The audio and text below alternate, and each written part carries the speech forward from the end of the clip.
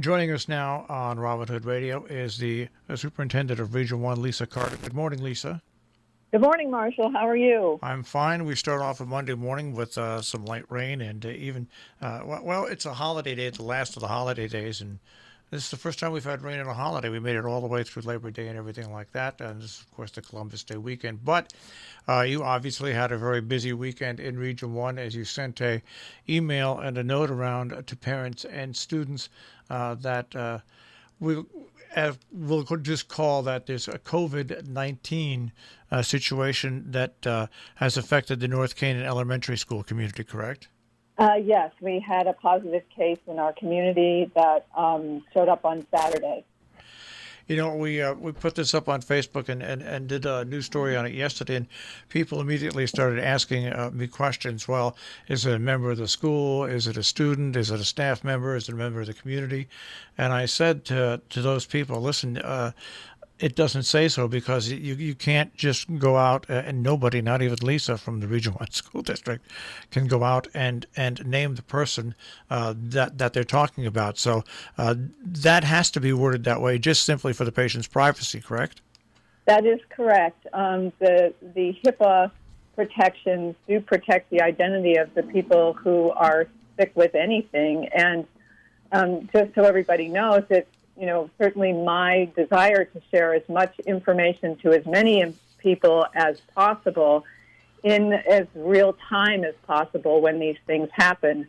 And I work very carefully with the staff at the Torrington Area Health District and with our medical advisor, Dr. Suzanne Lefebvre, to craft the message so that we are, in fact, doing that, sharing as much as we can while we are protecting those individuals who are sick. Well, now this is on what I called Lisa Nastra to come on this morning. What I find impressive about this is you found out about it. This seems to be working in Region 1, and knock on wood, it'll continue to work. You were notified of this by, I guess, either a parent, a family member, a staff member, whatever. So you were notified, and immediately, once again, we talked about this earlier on in the year, you went to your protocols that you worked so hard on over the summer to handle this situation. Yes, that's correct. And I have to say that all of our community members have been extremely great about letting us know when they are not feeling well, when they're being tested, what the results of the tests are. And they're also being great about staying home when they don't feel well, whether it's students or staff. So I think it's, as most things at work, it's a team effort, and that we're all working as hard as we can to keep the virus in mitigation. And I think this weekend is just a great example of that. And that, as you just put, that team is not only the school staff and also the Region 1 staff and the school busing staff, but that includes the parents, the students, the grandparents, the friends, whatever. It is one big team when you want to deal with an infection like the COVID-19 virus. And obviously you put tracing, the Torrington Area Health District put tracing effects into effect. So basically right now this does not affect the school schedules in any way. That's correct. And I have to say, I have to give a lot of thanks to the Torrington Area Health District. They are just ready and waiting. As soon as I sent a text to my contact, she called me on the phone, and they were off working on it. So, we can't do this work without them. All right. Well, now you're this far in. You're this far into the school year, and in the school year, this is the first really. I won't call it major, but it's the first bump in the road that you've had to face so far. I mean, really, obviously, the summer's worth of work that everybody has put into this and the transparency on which the region is operating on really seems to be working 100% right now. I would say, yes, that's true. I meet with the administrators regularly, and then, of course, I meet with boards every month and talk to board members in between, talk to administrators in between. I talk to individual teachers. So I think I hope that we're creating a culture that is open and, allows for the open exchange of information and we're doing two things. We're mitigating COVID, but we're very much focused on providing our students with the best education we possibly can. And so that means that everybody's got to be in it together, and with parents as well.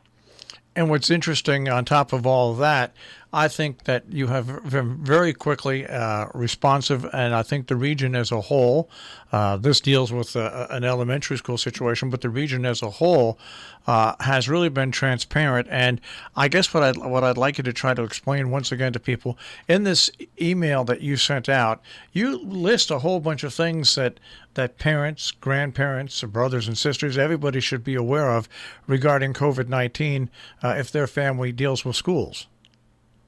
Yes, I think the most important things are to understand what those symptoms are. If people don't feel well, that, if they have chills, if they have a dry cough that is unusual from what they may have experienced before, if they have a fever, if they lose their sense of taste and smell, those are, your antenna should be raised for that, and people should consult their healthcare professional, who will then direct them as to whether they should be tested or not. Then the other part that's very important is that we try not to get to that place, which is, to make sure we're following those safety guidelines. So the social distancing, I keep hearing that over and over again. I meet with the Torrington Area Health District 2 times a week, once through the State Department of Education and once through our local Litchfield County group.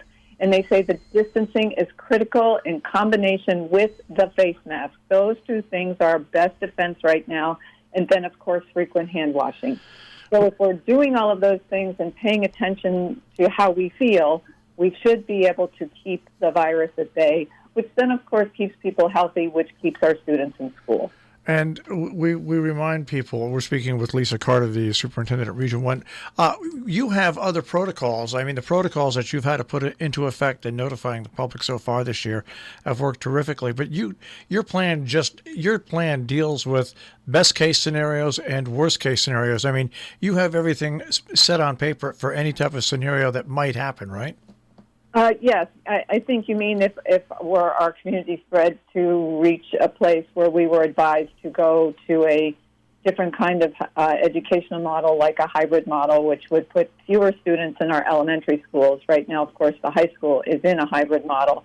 And then, of course, and this is all in conjunction working with the State Department of Education and with the Department of Public Health as to when we go to any one of those places. And then, of course, the final model would be that everybody would be at home in full distance learning, but we hope we don't have to go there. Well, once again, Lisa, congratulations. All that work, and that was a lot of work that went into the summer for planning for a return to school, and the transparency and the quickness which you're notifying everybody is paying off. Keep up the good work and keep on going with the school year. Well, I certainly hope we can stay open, and thank you so much, Marshall, for giving me the opportunity to chat with you this morning. All right, thanks, Lisa. Okay, be well. Lisa Carter, Region 1 Superintendent, talking about the story that we led off with, where there's one North Canaan Elementary school community member, could be school, who knows. Anyways, there's one case of COVID-19, and that was reported to the region, and the region immediately started working with the Torrington Area Health District. And if you want to see Lisa's letter and you didn't get it and you're not on email, you can go to our Facebook page, robinhoodradio.com, and you can find it there. There's also, I do believe, a story also in this morning's Republican American, rep-am.com.